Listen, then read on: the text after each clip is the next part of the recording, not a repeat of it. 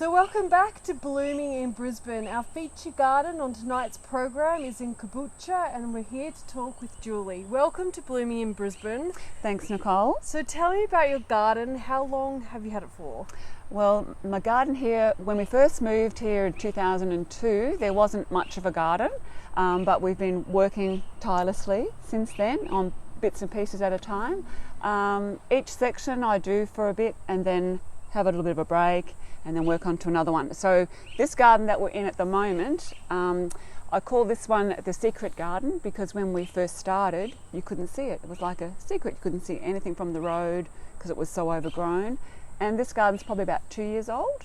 And then when we go on to the garden down the back where the fire pit and the rocks are, or we call that the fire garden. And that's my latest creation at the moment. So, you know, I work full time, but over the weekends I spend my time out in the garden.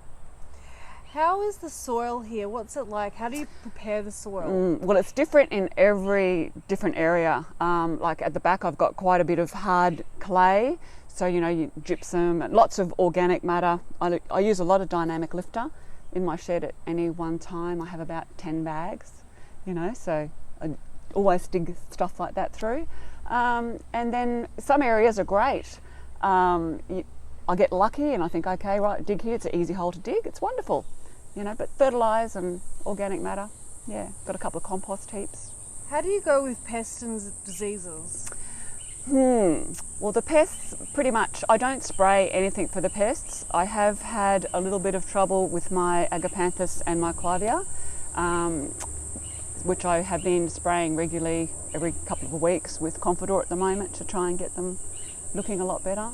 So with the secret garden, did you have a plan drawn or? No, it's kind of like you have something, you know, your original trees that are there and you think, okay, what can I do with that and what plants do I have? A lot of my plants, thankfully I work in the horticulture industry, so a lot get donated from my work and the rest that I really want to source, I just source through other companies.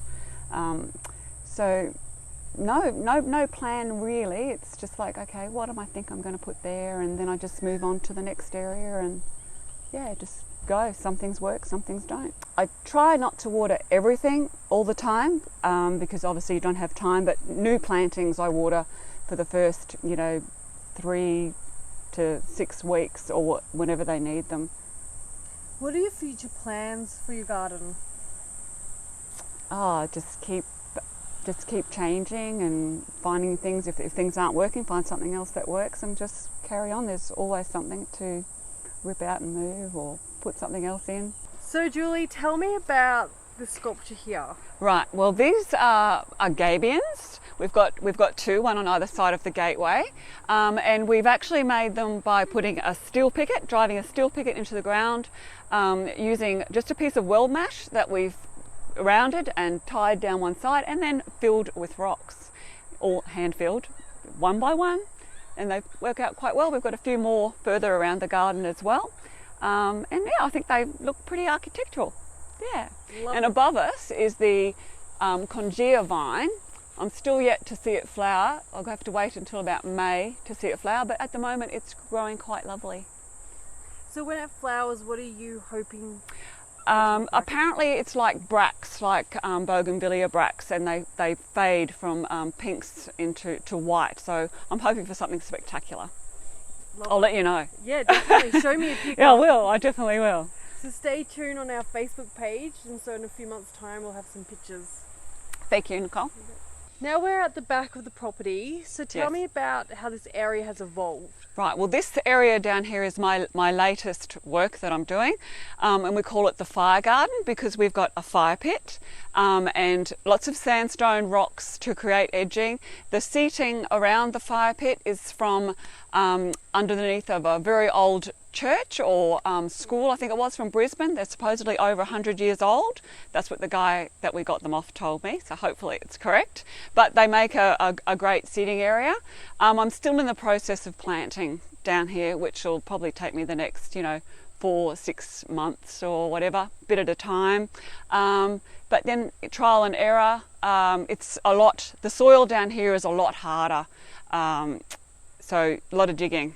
I need help with the mattock on occasions from my husband. That's the only time I get to help. He gets to help me is, you know, when I can't dig something, I say, Al, could you please come and help me? But other than that, it's a really nice place to chill out down here. We're only like 1.5 kilometres from town, but you wouldn't know it when you're down the back. The kids frequently camp and have their friends down here. New Year's Eve's parties down here are pretty good, but they have to clean up after themselves.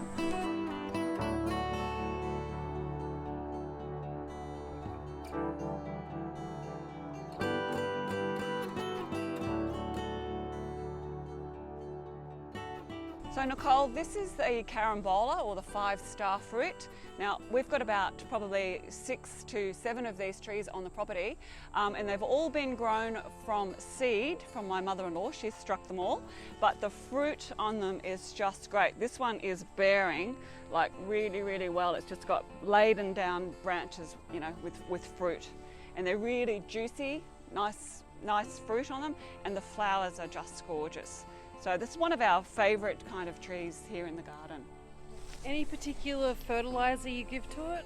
Just dynamic lifter, yeah, or any organic fertiliser. Yeah, but they seem to like it, and I just trim them occasionally, but I just like how they have their nice natural kind of growth as well. Yeah, it's a lovely plant. Join us next week on Blooming in Brisbane, where I visit Bob the Bee Man. Hope to see you next week on Blooming in Brisbane.